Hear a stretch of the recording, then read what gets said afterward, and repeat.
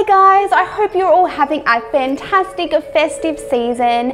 If you are new here, we are a minimalist family of 7, living big with less, and today we're going to talk all things minimalist gift giving. We're going to talk about how to do more intentional, less consumerism gifts for all of those people that you need to buy for this year. So stick around and I can't wait to share it all with you.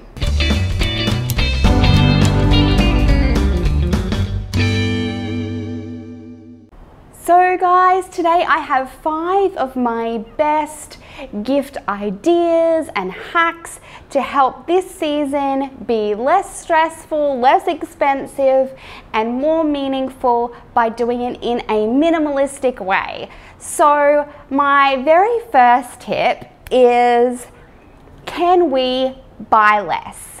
So by what I mean when I say that is, perhaps in previous years you've really lavished a lot of gifts on your children and this year you would like to scale back.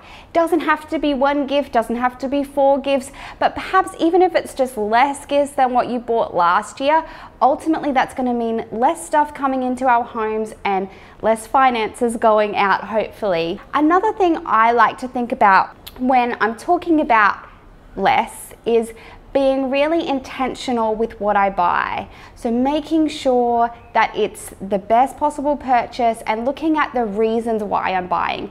Am I buying because I'm trying to keep up with someone? Am I buying because I think it's what my kids want or need? Or do I really think that this is something that's going to be used and enjoyed? Another way that we can buy less is to drastically reduce the amount of people we have to buy for. Now, I love gift giving. I think material gift giving is quite high on my love language list, and so I absolutely love to give gifts. But we can do that, we can still give and be generous, just in a different way. So perhaps that looks like a secret Santa or a gift exchange where instead of buying a gift for all of your extended family, you buy a really intentional, purposeful, personal gift for one person. The other idea I have is if you're in the stage of life like us, we have lots of nieces and nephews, and sometimes, you're buying 10, 12, 15 gifts for nieces and nephews. One of the traditions that we've started is instead of buying each person a gift, you could try buying a family gift. So that might look like a popcorn maker for movie night, or a pass somewhere for the whole family to enjoy, or a really great family board game that they can enjoy together. And that's going to drastically reduce the amount of gifts you have to buy. And it also promotes connection and spending time together, which is what I think minimalism is all about. My second tip for you is change up your mindset about gift giving. So for example, if you have been in the mindset of buying a huge pile of gifts for your kids and keeping it fair and all of those sorts of things, that just for this year, just try and think of outside the box and ask your kids what they really want for Christmas. So for example, gifts may actually not be as important to them as you think it is. They might want to play a game together, they might want to bake cookies, they might want to have a great big meal together with your extended family. Those things might actually be more precious to them already, and we just don't realize because we haven't asked. Another one of the things that I found has really helped in our family is instead of writing a letter to Santa, not that there's anything wrong with that, or what I would like for Christmas list, I get my kids to write out what they think's cool. So if they see something in a catalog, which I try to avoid, but it happens, or if we're at the shops and they see something, we can write it on our that's cool list. Now this is really just a psychological change. It just helps kids to understand that we can like something, we can think it's really cool, but that doesn't mean that we actually want to take it home or that we have to have it. And so it's just a little mind shift that I think helps kids to become adults that are really free thinkers and that they can enjoy something's beauty or intrigue without actually having to own it. Another thing I like to do is encourage my kids to say, I like something instead of I want it. Again, it's just a little psychological twist that just helps them to get out of the habit of I've got to have it, because the rest of the world is bombarding them with take it home now, use Afterpay, all of this, take it today, pay tomorrow. And if we can just at home bring it down to a level of we can appreciate that. I can give them that one-on-one connection time. I can say, I can take time out and stop and go, that is really cool. Can you tell me about it? What do you think it does? How do you think that's gonna work? And we can have a really cool moment without actually having to take it home. Okay, my third tip for you guys, and it's probably the best in my opinion, is give a gift of experience. Now, it doesn't have to be expensive, but it is by far the best way to reduce the amount of stuff we have coming into our homes. So I'm going to give you a quick list of some of my favorites: zoo passes, theme passes, movie tickets. That is a great one. We always go and see a movie on the holidays, so to have some movie tickets that we can do together or with our extended family, so fun. Another thing you can do is plan out a year of experiences, which will help you to divide up the cost over 12 months. So you might want to start with something you've already pre-purchased, particularly for the Christmas holidays. So that might be like your movie tickets, and then every month after that, they have a little card which tells them some fun family experience, or if you're a couple, a date night that you guys can do. Then you're spreading the cost over 12 months. You don't have to have it all now. And you've also got that dedicated, intentional time together.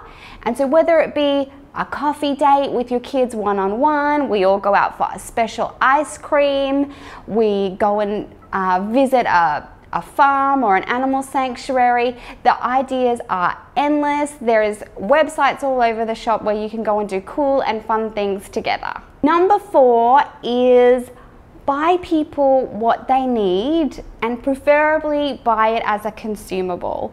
So for example, with my kids, we go to the beach and the pool almost every day, and so our swimmers get a real workout. So I know every year they're probably going to need new swimmers, and they're really going to use those. The other things that you could do are things like school supplies or a new backpack or lunchbox. For us here in Australia, we're getting ready to go back to school in January, so that makes a great way that you can give them something that they're actually going to need and use, and without having to just buy something for the sake of Christmas. If you're buying for people who are not children, things like really nice phone or laptop chargers, you can get some.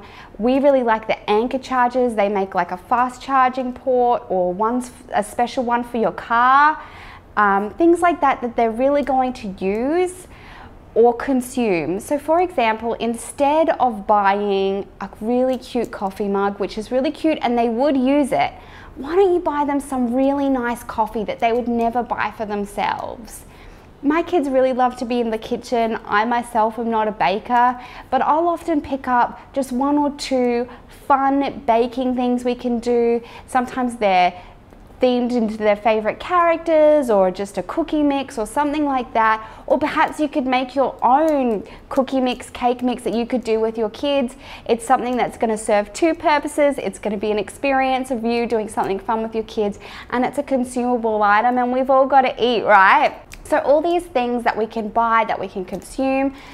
My kids are really easy to please. If I buy fun toothpaste, fun bath wash, fun shampoo, they think that is the best thing ever. I've bought new toothbrushes. To be honest, if it's under the tree, wrapped up in a fun way, they think it's great. On the same topic of what people need, I think that some people, certainly not me, but some people think that it's rude to give an answer when somebody asks you, what would you like for Christmas? We give the token, oh, nothing, don't worry. But if someone genuinely wants to give you a gift, they're probably going to do it anyway. So why not help them by telling them exactly what you need? Say, hey, I've actually got an Amazon wish list. If you want to go and have a look, here's some things that I've been thinking about buying. Or if somebody asks you for your kids, think of those consumable needs that they might have coming up. Or if there is something that perhaps you would normally say no to, maybe it's a packet of bubble gum or slime, insert eye roll here. those sorts of things that you maybe necessarily wouldn't buy, but give people another opportunity to do it. It's going to be stuff that you either want or need, and it's genuinely what you want instead of maybe what they pick, which sometimes is a stab in the dark. My fifth tip for you is make it personal. I think that the spirit of Christmas comes when people have genuinely taken time to think about what we would like. And some of the most meaningful gifts I have been given were not something that they bought from the store. Maybe it was something that they made or something that they spent time doing.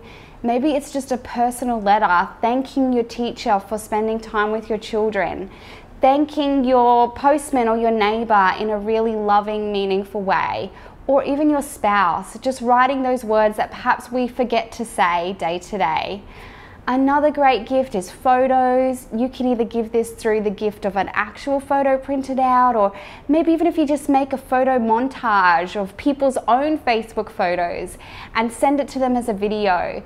The fact that you've taken the time to think about them, that's going to mean so much to them, perhaps more than something that you would have bought from a store.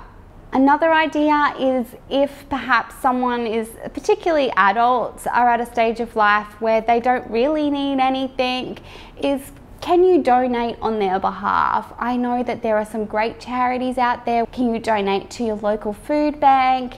Can you adopt a family this Christmas in your local area? And do it on their behalf. And lots of charities have great cards or a little note to say what has been done on their behalf. And then you're giving the gift not just to the person whom you love and who you've thought about, particularly if it's something that's close to their heart. If they're an artistic person, can you give a gift to the arts? Or if they really love their church, can you give something to their local church? You're not only going to bless them that you thought of them, but also whatever charity it's gone to. Now guys, these are all just ideas. If they're not for you, please just leave them here and take whatever you find is applicable for you. There's no right or wrong way to do minimalism, and there's certainly no right or wrong way to be generous.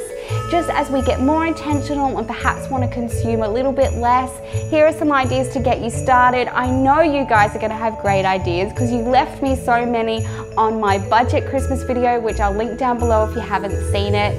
Please give this video a thumbs up if you like it, and if you want to see more videos like this.